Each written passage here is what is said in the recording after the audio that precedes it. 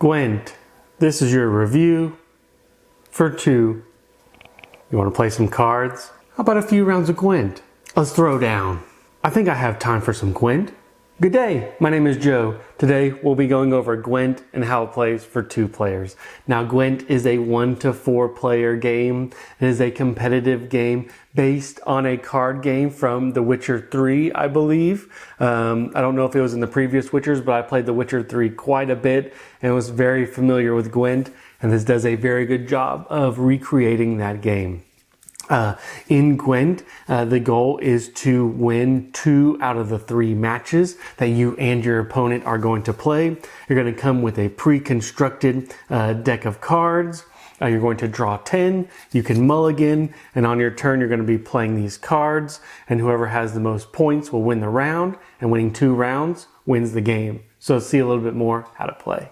So in Gwent, everybody is going to choose their faction. There are 5 factions that come in the game, and you're going to choose your faction and come with your, I think it's 25 or 30 cards you're going to have. And you're also going to have a leader. The leaders, for the most part, are going to have kind of one-time abilities, where the faction ability will be something that you can do every single time. So there's 5 different factions, plenty of leaders you can choose from, and you're going to come with your pre-constructed deck. You're going to draw your 10 cards and you'll be ready to play.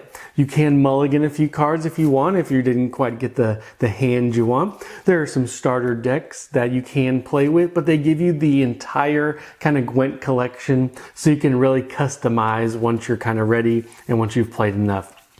But on your turn, you're going to be playing a card in one of these 3 lanes: the melee lane, the range, and the siege. And those are all just, they're going to add up points. So you play a 6, you're going to add 6 points to your total. So once again, the goal in the game is you're going to be playing back and forth until somebody passes. Once somebody passes, the other player can go until they stop, and once again, whoever has the most points will win. There are some weather cards that may change your opponents and your lane. There are cards you can do to scorch the highest number out there. There are some legendary cards as well that you can play that can't be destroyed, it can't be altered. There's a lot of card play as far as if you play multiple of these cards, they kind of add their power together and really kind of beef up your score. There are cards you play on the opponent's side of the board and let you draw more cards. So it's really a cat and mouse kind of game of, I'm going to play this card, knowing that, you know, cards are going to be the resource. So the other person may have 3 cards, and if you have 6, you kind of hold the cards, you kind of hold the tempo of the game. But you also have to remember that you have to play cards at the right time, because your opponent can take an easy win off you. They may have faction abilities that kind of help them there. So once again, it's basically you draw 10 cards, you're going to play those one at a time, decide when you're going to pass for the round. Winning 2 rounds will win the game. So it really is best 2 out of 3. So we'll see a little bit more what I thought about Gwent in the game. So the components, rules, and references, I like that they give you every single card, every single pack in the game, and you can really customize.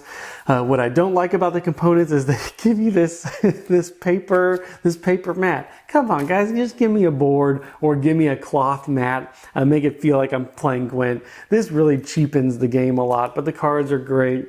The chips are fine, but man, when I got the box and got this paper mat, I was very sorely disappointed, just because it really takes away from the coolness of the game.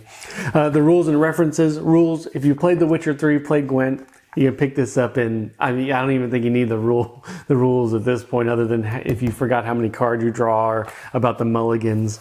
But if you haven't played, once again, you draw 10 cards, you play one at a time, you decide when to pass. There's special abilities on some of these cards, and that's it. The references are great. They give every single person can have a reference card, and they can also have a reference card that tells them what their faction does. So rules and references in this game, very good. Components, come on guys, paper, really? Setup and table size. I will say table size can be definitely played on a 3x3, and kind of nice that it fits on that size. And setup setup is kind of a breeze. I especially like playing with kind of the starter decks because it's fair and balanced that way. But once again, they give you plenty of more cards to play, so you can either really construct your deck or get started real fast with the starter cards, and I like that a lot. So let's talk about the gameplay, and I will say it's Gwent, right? There's a lot of back and forth. When you play the computer in The Witcher 3, you can tell they kind of make some odd mistakes. They just don't have the most intelligent. You can tell when you're playing a harder deck versus, once you start to craft yours. Everybody's normally going to start with the Northern Realms, and those are going to be good. We can move from, Nilfgaard to the monsters to Scoia'tael, all these different, decks that in The Witcher are kind of tougher to get. Because you start with very few of good cards on theirs, but the Northern Realms you really play with. I love that this kind of expands on that and kind of says, hey, if you have a monsters deck, here's what you would have gotten, for all that. So it's really nice to have be able to play some of these decks that I couldn't play on the computer. But the gameplay itself is really a kind of a push your luck. There is some luck on which card you draw, but there is a lot of skill on which card you play, which card you hold back. Because the 10 cards you draw are kind of the 10 cards you have throughout the game, unless you play some of these spies that let you draw a few extra cards. But you're playing on the opponent's side, so they're going to get some points right now, but you're going to be able to draw 2. Just the card play, just the secrecy of what you have. It does kind of feel like a nice head-to-head game. The skill is, once you've played, both players can be kind of be on the same skill level, but it's just easy to get to the table. That's what I like about this game is, it doesn't take itself too seriously. It's a very good recreation. It's an exact recreation of what you're going to get when you do play The Witcher 3. And I do like that. You know what you're going to get in the gameplay. But being able to play cards, combo cards, they do give you a lot of content in the box, but it's really how you play. Do you want to play with a starter card just for a nice quick filler, or do you really want to dive into these and pick it up? So the gameplay, there's just not that much to talk about. Like I said, playing a card on your turn, scoring some points is really all there is to it. And bluffing and trying to hold cards back and play cards. So the gameplay is pretty simple. Choosing when to use your leader is a very important aspect of the game. Usually a one-time ability that you can use. And then, like I said, the actual faction ability, just being able to counter the other faction, know what they're going to be able to do, is a big portion of the game. But the gameplay is very true to the video game. So how does Gwent play with 2? And I will say I do like this game at 2. Playing the computer, like I said, pretty easy, but playing an actual human opponent just adds that extra layer that is really needed in this game. And it's a lot of fun. It can get stale if you play with the starters, but they give you a plethora. But do you want to make a deck every time you bring this game out? Maybe not. What legendaries you put in and all that stuff. You can definitely make some very powerful decks, but you're limited from the card pool. You're limited to what is actually going to happen. So for 2 players, though, I do like this. You're actually playing. It's a very good head-to-head game. Distances may vary from what you get. Is it a gimmick game? Sure. But is it very true to the IP? I would definitely say yes.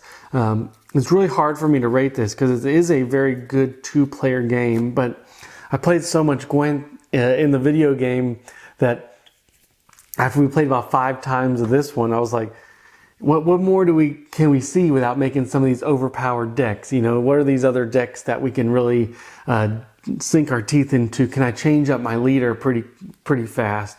And like I said, the IP and the gameplay is there. Just mileage may vary for this game. But as far as a 2-player game, very good. You can play this solo. I haven't yet, but there's a solo variant. And you can play with teams, which may be able to mix some things up. You can play with teams in the same box. You don't need to have multiple boxes, which I really do like on this game. But for a 2-player, it is a nice head-to-head game. Mileage may vary. So that's kind of all I have to say about Gwent. And I hope you guys enjoyed the short review. And until next time.